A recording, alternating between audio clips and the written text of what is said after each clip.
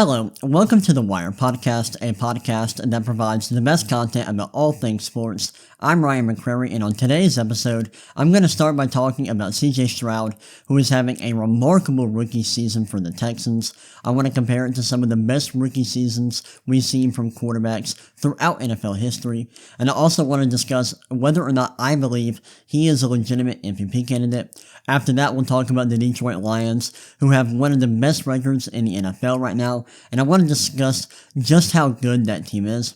After that, we'll talk about the NBA a little bit, talk about Nikola Jokic, who is having a great start to the season. We'll also talk about Oklahoma City Thunder, one of the best young teams in the league, and they're actually performing like one of the best teams in the league, so I'm excited to talk about them. And then to end the podcast, we'll talk a little bit of college football. We'll talk about the Heisman race between Oregon quarterback Bo Nix and LSU quarterback Jayden Daniels, and I'll really focus on why I believe Jayden Daniels should be the clear winner of the Heisman this year.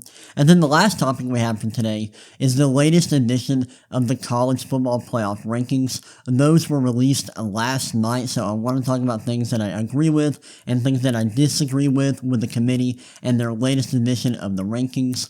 I'll also talk a little bit of rivalry week and some potential CFP scenarios we could see play out this weekend. That's what we have on deck for today's episode. I hope you're excited. I know I am. And let's go ahead and dive right in.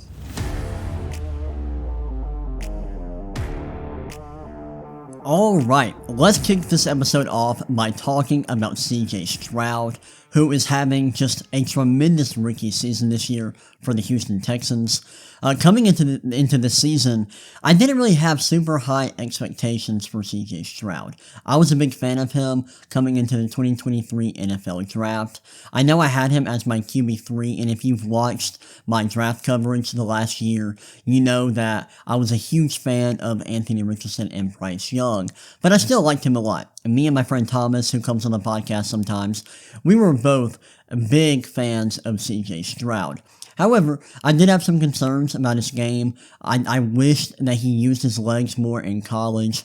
I didn't love the way that he performed under pressure during his final season at Ohio State, and so I thought that there were legitimate concerns with his game that put a cap on his ceiling, but with the way that he is performing right now, those concerns have gone out the window. He's using his legs more in the NFL, maybe not necessarily as a runner, but I feel like he's been more mobile this year as a passer outside of structure than he was in college. I've also loved the way that he's pushing the ball downfield with confidence. His ability to throw with anticipation is really impressive.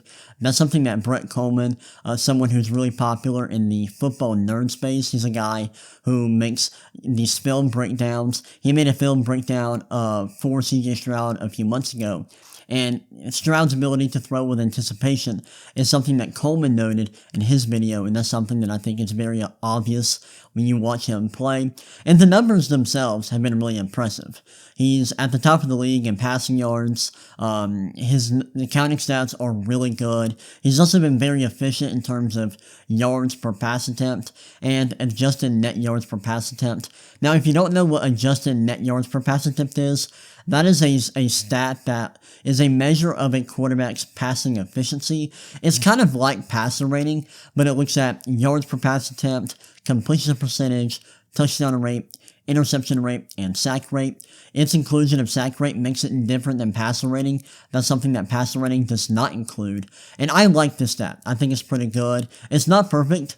It doesn't include rushing. It doesn't include penalties. It doesn't include those kind of things. But overall, it's a pretty solid passing stat. And it can be influenced by a quarterback's, scheme and their teammates, their coaching. But overall, it's a very solid metric. And it's good if you use it properly and you understand the context of a quarterback situation.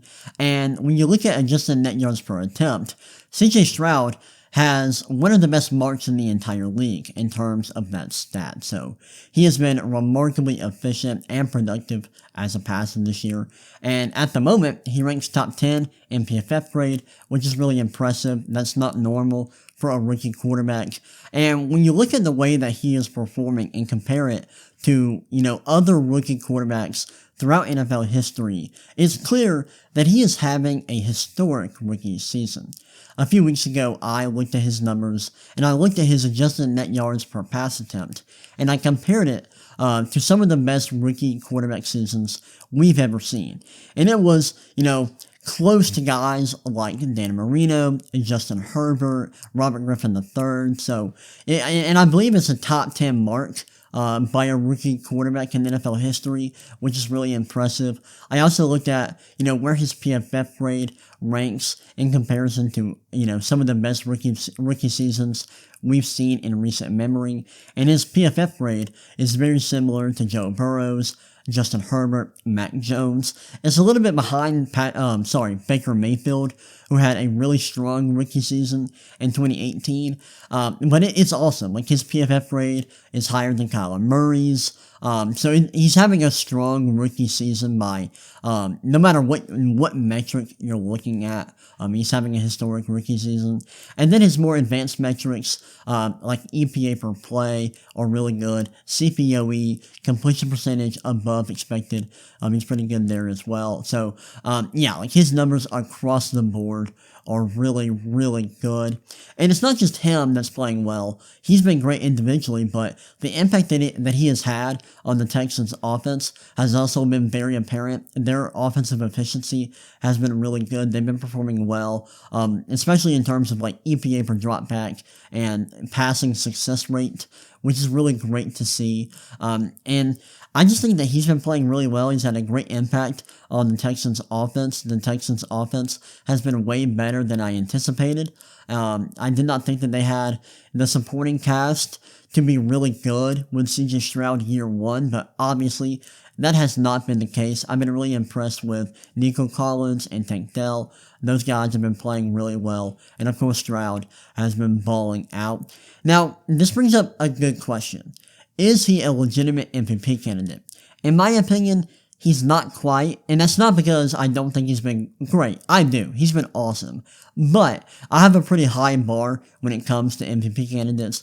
I believe that guys like Dak Prescott, Lamar Jackson, Patrick Mahomes, Josh Allen, those guys are legitimate MVP candidates. And in my opinion, Stroud is just not performing at that level. And I know a lot of people will look at the way that the Texans are performing and the fact that they are overperforming expectations and will say, hey, this is good evidence that Stroud should, be in the MVP conversation. And if that's how you feel, I understand and I get that. And I think that's fair. But for me, that's just not how I evaluate the MVP candidates. It's not how I would stack up an MVP case for any player. I just personally don't care about a team's record. I will look at the way that a team is performing offensively when I evaluate the quarterbacks in their MVP case, but I care more about a individual quarterback's production rather than their team's record. So, yeah, I don't think that Stroud is a legitimate MVP candidate at this point. Maybe that could change as the season progresses. We still got a lot of football left. But yeah, for now, I don't think he's quite an MVP candidate, but he's getting there. He's playing at a very high level, and there is a chance that he gets into that conversation in a few weeks. Alright, now let's go ahead, move on, talk about the Detroit Lions, who are having a really good season. And I just want to talk about how good this team actually is. So right now, the Lions are 8-2. They're 8-2 on the season. They just beat the Bears this past week, winning 31-26. And when you look at the Lions numbers, it's apparent that they have a really strong offense. They're top 10 in EPA per play and success rate. Their offense has been really efficient, and it's largely because of Jared Goff, who has been incredible this year. He's been so good, way better than he was a year ago. Last year, I was pretty critical of Jared Goff.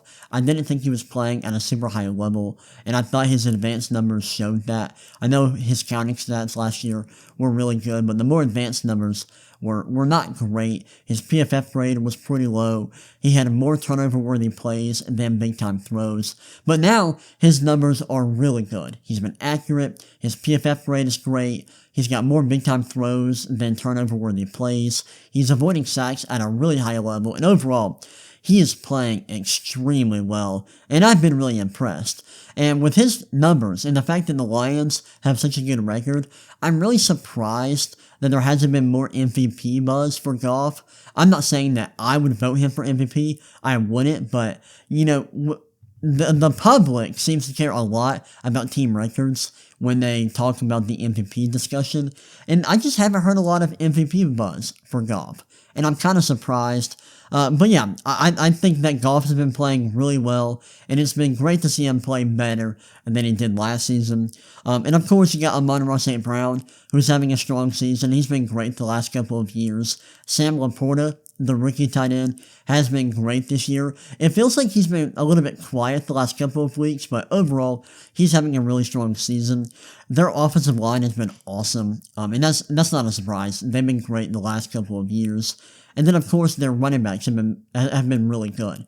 David Montgomery and Jahmyr Gibbs, those guys are playing pretty well. Now, I will say I'm worried about their defense. Their defense is below average by EPA per play and success rate. And it's because they just aren't great in any area on defense. Their run defense is interesting.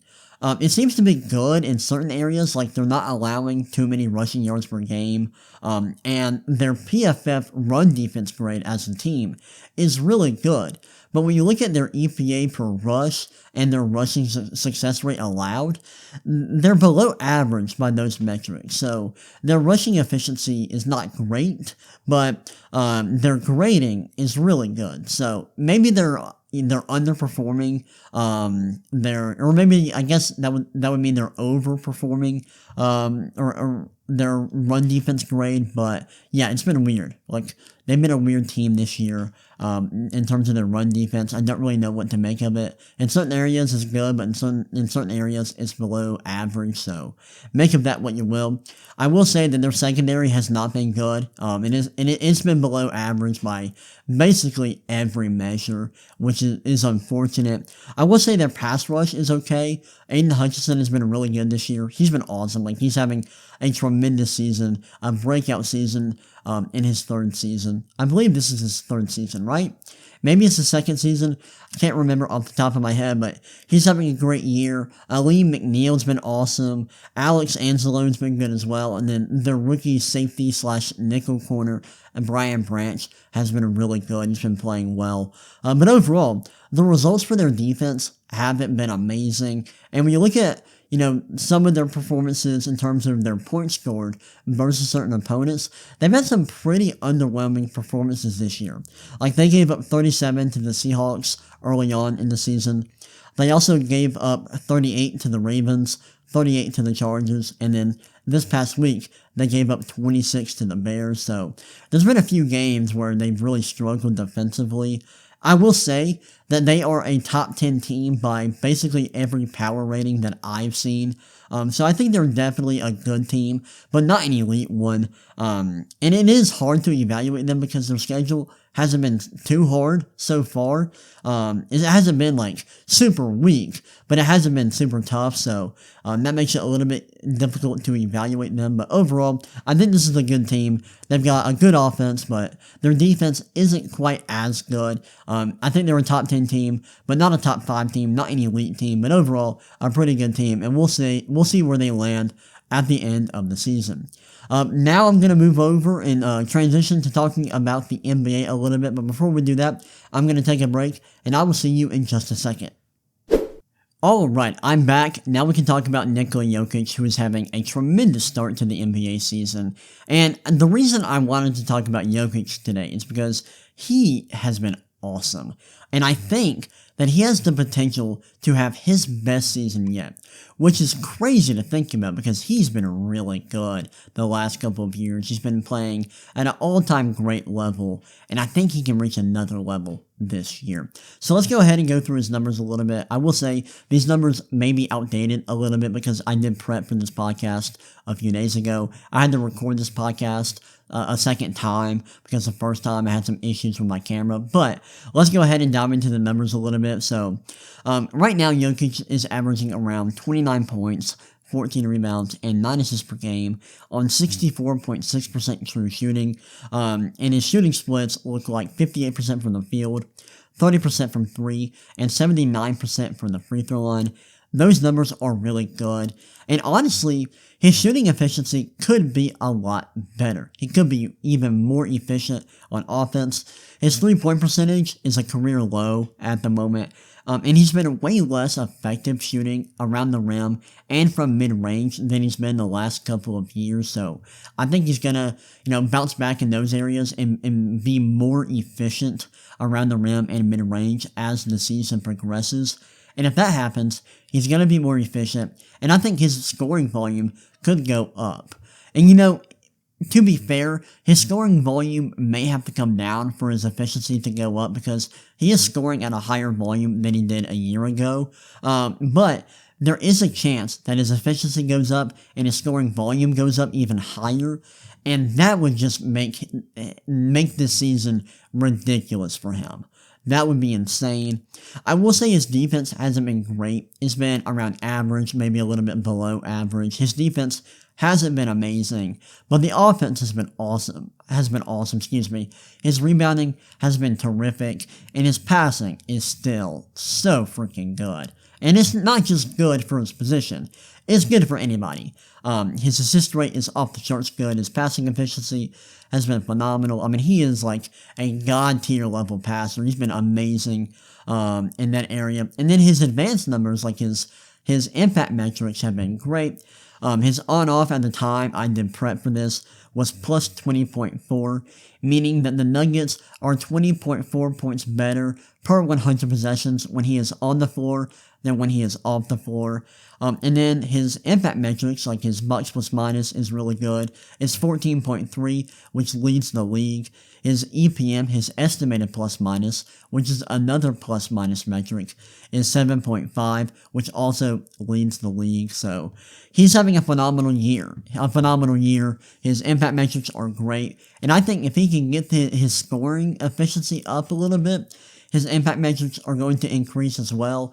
And we could see one of the greatest seasons in NBA history here. That's how good he's been early on in the season. And that's how good I think he can be moving forward. So shout out to Jokic. He's been playing at a very high level. And I think we can see him play at a level that he has not reached yet, which is really scary to think about. Okay, next up, I want to talk about the Oklahoma City Thunder, who are one of the best young teams in the league. They're a lot of fun to watch.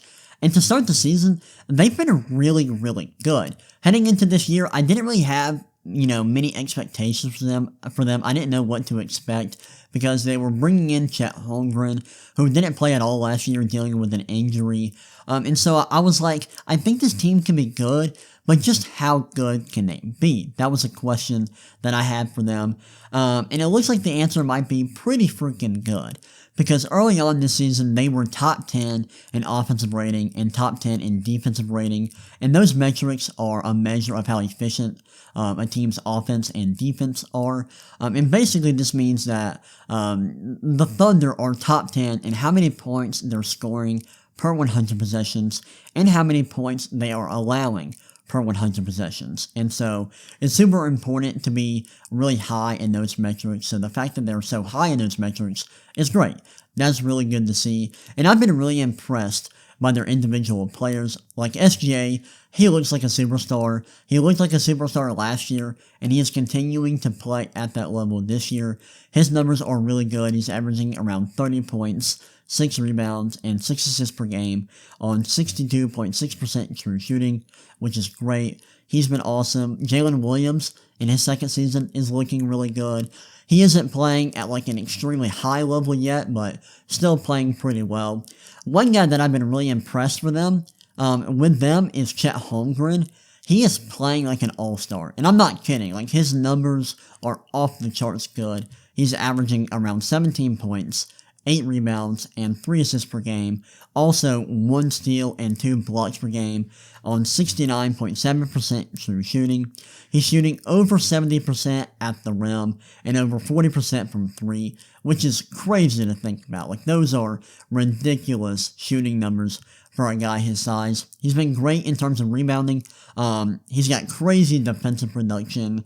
And when you look at his catch-all metrics, when you look at his impact metrics, like his BPM, his ZPM, they're both incredible. And they're at an all-star level, which is crazy. It's crazy. Like, that is insane to see.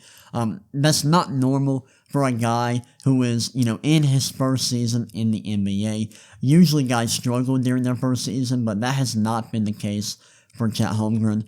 And his scoring numbers are going to go down a little bit. I don't think he's going to be this effective at the rim or from three-point range moving forward. I think his shooting percentages from those areas of the floor is going to go down, but still, he's been awesome. He's playing at a really high level at the moment.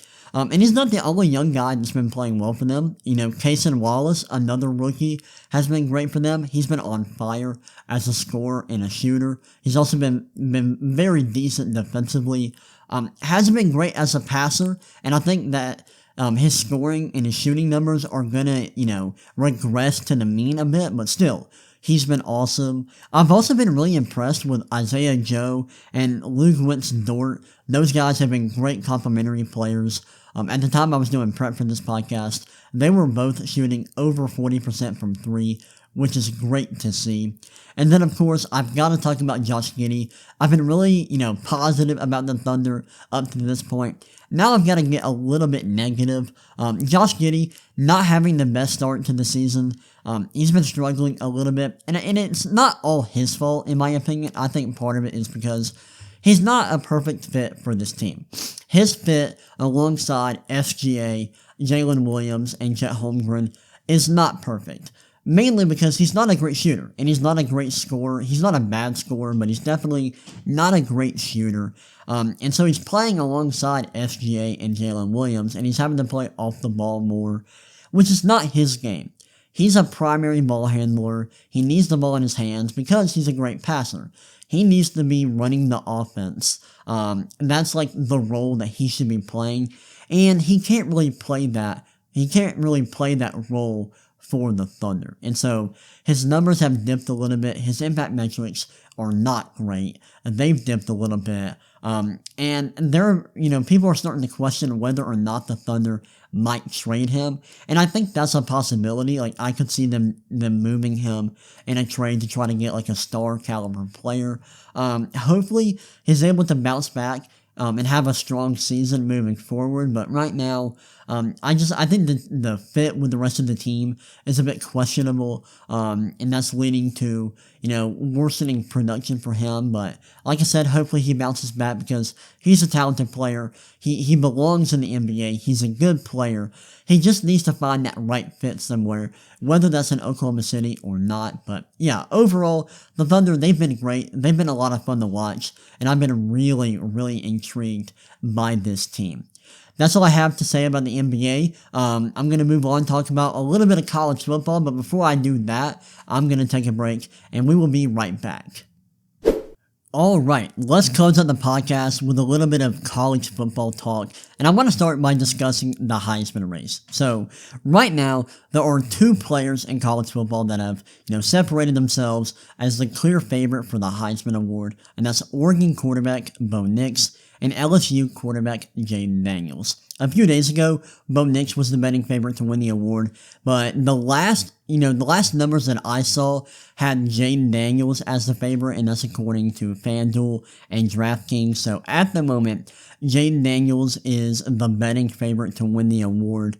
And I agree with that. Now, I will say, Bo Nix is having an awesome season, and he would win the Heisman in most years. Like, he is having a strong Heisman caliber season, but Jayden Daniels has been playing so ridiculously well this year, and I think he should be the clear winner. Honestly, I think he should win unanimously. That's how good he's been, and I'm going to show you why. So let's go ahead and look at some numbers here.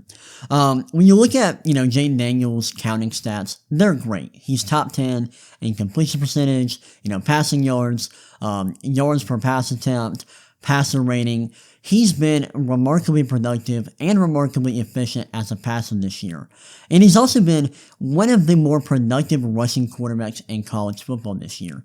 He's had a ridiculous number of rushing yards this season. And that level of passing production and rushing production is rare to see from a quarterback. And that's a huge reason why I think he should be a favorite for the Heisman. But I don't just look at a quarterback's box score numbers when evaluating their season. I also look at their more advanced numbers. So right now, Jayden Daniels, he leads the nation in PFF grade among quarterbacks with a mark that's just below 95, which is crazy. That's a ridiculous mark. So he's been awesome. His big-time throw rate's great. He's been accurate. He's performed really well under pressure and when blitzed. And the LSU's offense has been great. They have the best offense in the nation at the moment. They are first in raw EPA per play, and they're also first in adjusted points per game. And that's adjusted for strength of schedule. So he's been great as an individual player, as both a passer and a rusher. And he's also had a tremendous impact on LSU's offense, as they have the best offense in the country at the moment. And so I think those are great reasons for him to win the Heisman. But I have one stat that I believe should, give Jayden Daniels a clear-cut case to win the Heisman unanimously. And I actually tweeted this on Twitter the other day, so if you saw that tweet, you know what I'm about to say. But let's go ahead and let me show y'all this great stat. So this year, no quarterback in college football has more than 85 total EPA, except for one guy, and that is Jayden Daniels, who has 118.4 total EPA. That's crazy, and the reason why his EPA is so high is because he's been so productive as both a passer and a rusher. And to have an EPA that high, you have to be really good in all these different facets of the game. You gotta be a good passer, you've gotta be a good rusher, and Jayden Daniels has been that. He's been elite as both a passer and a rusher. That's why his EPA is so high. And listen, EPA is not the end-all be-all, but when a guy has this big of a lead in this metric, they should probably win the Heisman. And basically everything I laid out here today on this episode is why I believe Jayden Daniels, is the clear-cut favorite for the Heisman. It's why I believe he should win it unanimously. I think he's got a great case. Let me know what you think, because I know Bo Nix has a lot of fans. There are some Michael Penix fans out there.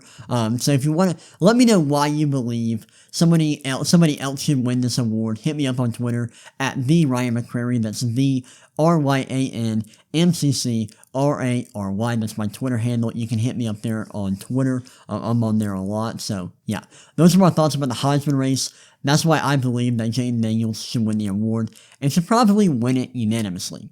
Alright, now let's go ahead and talk about the latest college football playoff rankings. Like I said at the beginning of the episode, the latest edition of the rankings were released last night. At the time I'm recording this, that's Wednesday, and this episode should go out on Wednesday.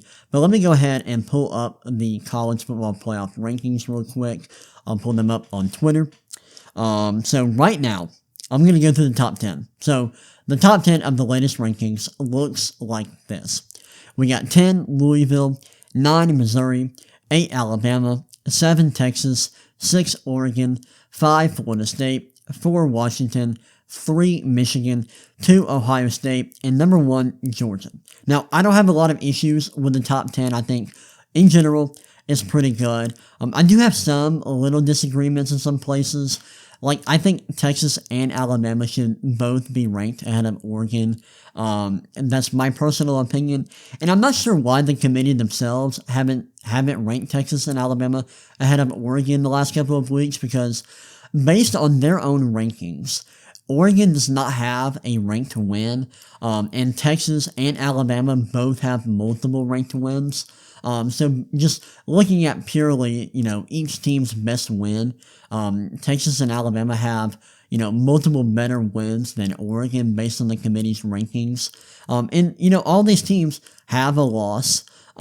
So I'm not really sure what's up with that part of the ranking. I'm not sure why Texas and Alabama are still below Oregon, but that will play itself out. And so I think at the end of the year, that's not going to be a major issue. But I am really confused why the committee likes Oregon so much. Obviously, Oregon is one of the best teams in the league when you look at power ratings, but still, like, from a resume perspective, I don't get it. I don't think it makes sense. One of the biggest changes that was made this week was Washington jumping Florida State. Obviously, Jordan Travis getting hurt really hurts Florida State, but one of the committee members came out and said that did not have an effect on Florida State's ranking, which I think is great. I don't think that should affect their ranking. I do think Florida State should have been bumped back to number 5, and I do think Washington should have jumped them. I've had Washington top 4 in my own ranking for the last, I believe 3 weeks, so I'm glad the committee finally made that change. I think Washington is a top 4 team, so I'm glad to see them up there. Of course, I've been a little bit lower on Georgia and Michigan this year. I think that they are both top 4 teams now. That has not been what I've said the last couple of weeks. The last couple of weeks, or a few weeks ago, I had both of those teams outside of the top 4. But based on the results of the last couple of weeks, they have jumped up in my rankings, and I'll tell y'all my rankings in a minute. I still think the committee is overrating Georgia a little bit. I think that they are overrating their resume a bit. I would have Georgia in the top 4, but I would have them closer to 3 or 4 than number 1. I would still have Ohio State at number 1. But, like with the Oregon, Alabama, Missouri with the Oregon, Texas, Alabama situation, that will play itself out at the end of the year. But overall, there are some things that I disagree with the rankings, but in general, they're pretty good. They're not terrible. It could be much worse, I guess. And now I will tell you my own rankings. So I have a ranking system that, looks at a few stats from ESPN. That's strength of record, FPI, and game control, and it's heavily weighted towards strength of towards strength of record. So it cares a lot about a team's resume, and so it's about 70% resume, 25% team strength, and 5% how a team dominates their opponents.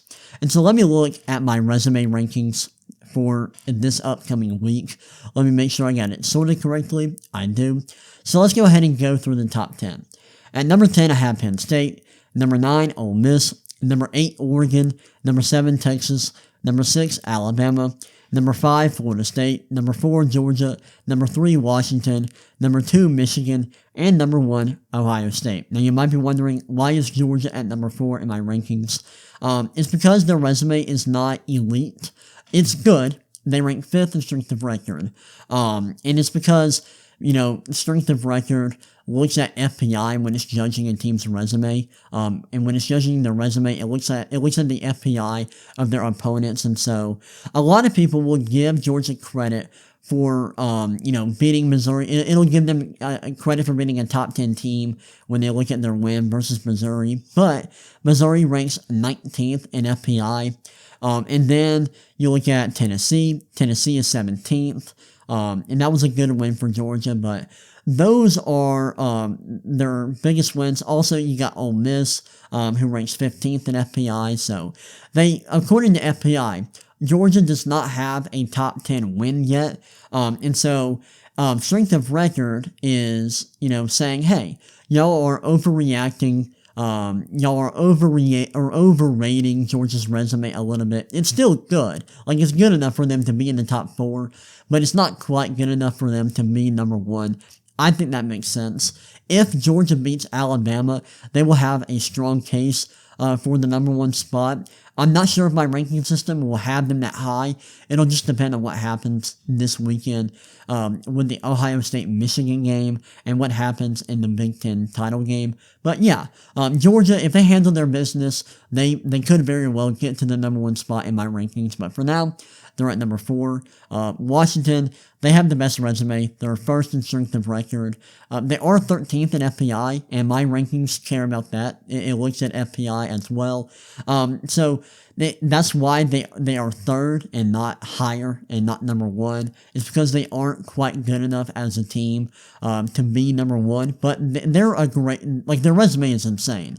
They've got a phenomenal resume with wins against, Oregon, Oregon State, Arizona.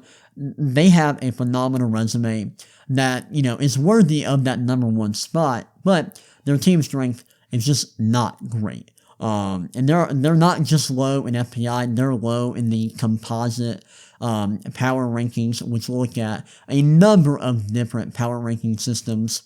Michigan, with a win over Penn State a few weeks ago, they've jumped up to 3rd in strength of record. They're also 2nd in FPI, just behind Ohio State. And then Ohio State, they're 2nd in strength of record, but 1st in FPI. So that's why they are number 1.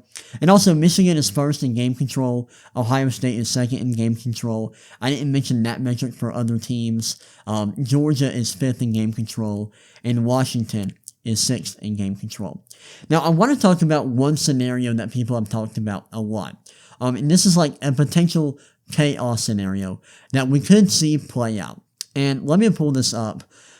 This scenario is something that could legitimately happen. And this is a scenario that they showed on ESPN last night.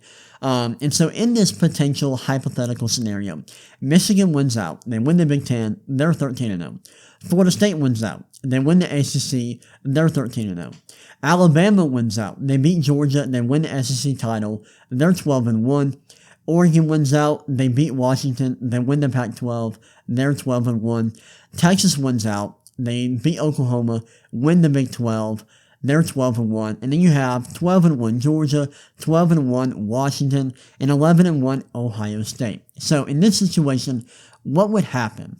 Now, thankfully, a guy on Twitter that I followed for years, his name is Kelly Ford. He has his own ratings, his own power rankings, his own resume rankings, and he ended up calculating what his resume rankings would look like at the end of the year if this chaos scenario plays out. And this is what his rankings look like. And I'm going to go through the top 8, which is what he posted. So if that chaos scenario plays out, this is what his rankings would look like. You got number 8, Georgia, number 7, Washington, number 6, Oregon, number 5, Texas, number 4, Florida State, number 3, Ohio State, number 2, Alabama, and number 1, Michigan. So you have Michigan jumping up to number 1 after beating Ohio State, and then I assume that they would win against Iowa in the Big Ten title game, so they'd get an elite win against Ohio State, and then another really good win against Iowa to bump them up to number 1. Alabama gets an awesome win against Georgia to bump them up to number 2. Ohio State loses to Michigan, but according to this guy's numbers, according to Kelly Ford's numbers, their resume would be good enough to stay inside the top 4, though they would fall down to number 3. And at the moment, Ohio State is number 1 in Ford's rankings, so they would fall 2 spots. And then you have Florida State staying inside the top 4. Or actually, I think this guy has Florida State outside the top 4 at number 5 in his rankings, but they would end up inside the top 4, finishing undefeated and picking up a win against Louisville in the ACC title game. And then you've got Texas just barely missing out. And I asked Kelly Ford on Twitter how close Texas was to making the playoff, because I thought a win against Oklahoma would be enough to put them inside the top 4. And he said that the numbers are really close, that they would be really close to getting in instead of Florida State, but Florida State just narrowly beat them out. And then you've got number 6, Oregon. A win against Washington would not do enough for them. And honestly, that's not really surprising. Oregon's resume just is a bit weak at the moment. It's not bad, but it's not great. Right now, they rank 9th in strength of record. And in Washington, ranks 13th in FPI, so even a win against Washington is not going to help out Oregon enough, according to this guy's numbers. And I don't think the committee would bump Oregon inside the top 4, but you never know. The committee does seem to like Oregon a lot. Oregon's a great team. I don't think the resume is good enough to get inside the top 4, but you never know. Maybe a win against Washington would bump them up inside the top 4 for the committee. Of course, Washington loses, so they fall outside the top 4. I think that would happen in the committee's rankings, and I think that probably should happen. And then Georgia falls all the way to number 8, which wouldn't happen in the committee's rankings, but in Kelly Ford's rankings, Georgia is 3rd at the moment, and so they would fall a little bit. I'm not sure how far they would fall in my rankings, but they would definitely fall outside the top 4. So that's that chaos scenario and what could possibly play out according to Kelly Ford's rankings. For the committee, I'm not really sure what they would do. I think their rankings would look a little bit different than Kelly Ford's rankings, but they would look somewhat similar, and so that's a potential outlook at what the committee's rankings could look like at the end of the year if we get a crazy chaos scenario. Well, that's all I've got for y'all today. That's it for today's episode. We talked about a lot. I thought that was really good. I hope y'all enjoyed that episode. I really enjoyed it. Had a fun time talking about it. Hope y'all enjoyed today's episode, and I will see y'all next time. Peace.